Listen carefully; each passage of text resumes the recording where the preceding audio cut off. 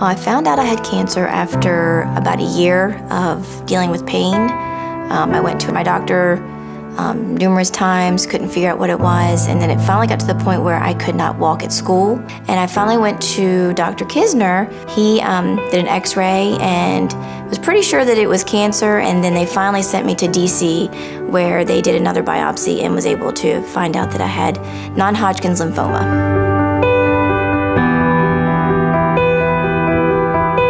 I was 4 years old and I was diagnosed on my 4th birthday, and it was pretty scary. I didn't really know what was happening. It was a blood cell cancer, leukemia.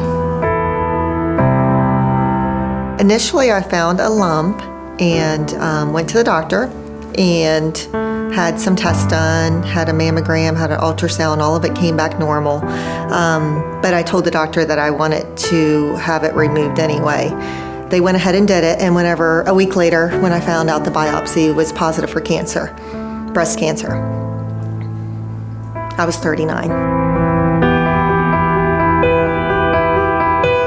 Before my brother was diagnosed, my grandmother, she had cancer, and unfortunately, me and my brother, we didn't get to meet her.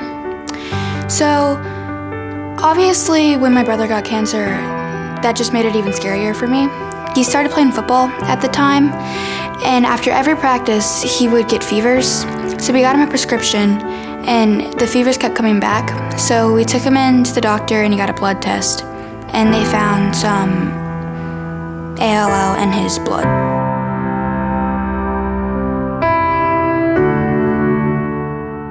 I was 27 and I was preparing to get married, and the doctor called me and said that my Pap test had came back abnormal and I need to have surgery immediately. Then I was diagnosed again 4 years later, and I was diagnosed with melanoma. That was a much more in-depth process. That was a very hard day. We were in the office waiting. It was actually 2 days before Christmas, so that was kind of tough too. It was December 23rd, 2010, and my husband was, of course, with me, and we first broke down in tears, obviously, lost it, and then we decided that, and anybody that knows me here knows that life goes on, and that's what we did. We celebrated Christmas like we would have anyway. We did tell the family, but we also told them that life's gonna go on. Life carries on, that's what we do. I remember it was like pretty boring, and at some points it was scary because I would just be laying there and I wouldn't know what to do. I think when you get cancer, it changes anybody's life. But I had a 1st grader and a 3rd grader, so it was very traumatic. But you kind of just go into survival mode whenever that happens, and you don't really think about it and try to do what you have to do to get through and not let your kids know that, you know, it's scary or anything like that. Be strong. When we found his cancer, it was early, so we knew we had a lot of a better chance than we would if we didn't. So far, I mean, some people's experiences with cancer are way worse than ours has been, but it's still cancer, so it's scary. My hairdresser, who had been diagnosed with melanoma, said, "You should probably have that checked." And I went to the dermatologist, and the dermatologist said, "Oh no, you don't. That's nothing. It's not anything to worry about." And with the cancer history in my family, I decided that maybe I should just tell them, just take it off and we'll deal with that later. You know, I'd rather it be gone than to be worrying about it. And sure enough, it came back that it was melanoma. It's one of those things you never forget about. It's always in the back of your mind. But I had small children, so I bought books and we read books, and we never used the C word. When I'd read to them, we would substitute lymphoma in there because lymphoma isn't as scary. Actually, when I started losing my hair, I let them pull it out. That was one of those things. I said, this is what's gonna happen. I'm gonna lose my hair. So today we're gonna pull out some. You're gonna see what's gonna happen.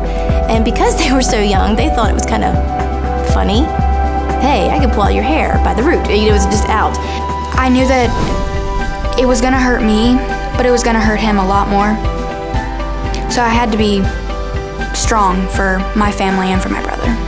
Our church family was amazing. They provided meals to us for like 6 weeks because I wasn't able to do much for about the first 6 weeks.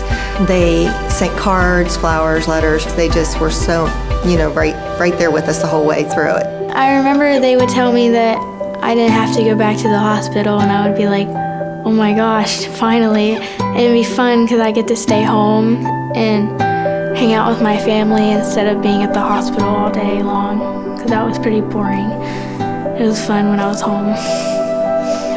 But I think the best thing is don't pretend like nothing is wrong, because sometimes people do that. They just want to avoid and act like everything's okay. Everything's not okay, so ask that person, can I help you?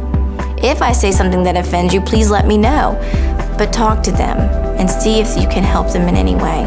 The company I used to work for, they had never had a Relay for Life team, and I headed up a Relay for Life team, and we raised a lot of money, and it was really cool because I got to do the Survivor lap.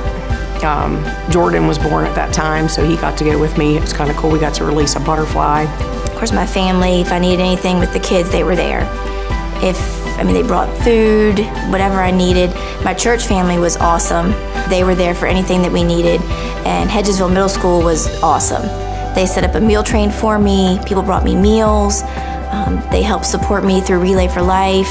Mr. Poole made a point to bring me my big, huge thing of hand sanitizer because he's like, you need this with all the germs. I think it was important because treatment isn't cheap, and I also think that a lot of people at the time, they didn't know about it, and they didn't know about the type of cancer he had. I think Relay for Life is important because, first of all, it puts it out there for everybody of every age that cancer is there. It also is like a celebration for cancer survivors and their families for going through it and surviving, and then also to remember the people that have passed because they didn't survive the cancer. I think Relay for Life is important because they could help raise a lot of money and maybe find a cure for cancer someday, and it can help kids or adults get through it. Being able to celebrate the people that had survived along with myself, and then being able to honor those that we had lost in the Luminaria ceremony is, a lot of fun. It makes you value everything a lot different. You just look at life differently. You take nothing for granted.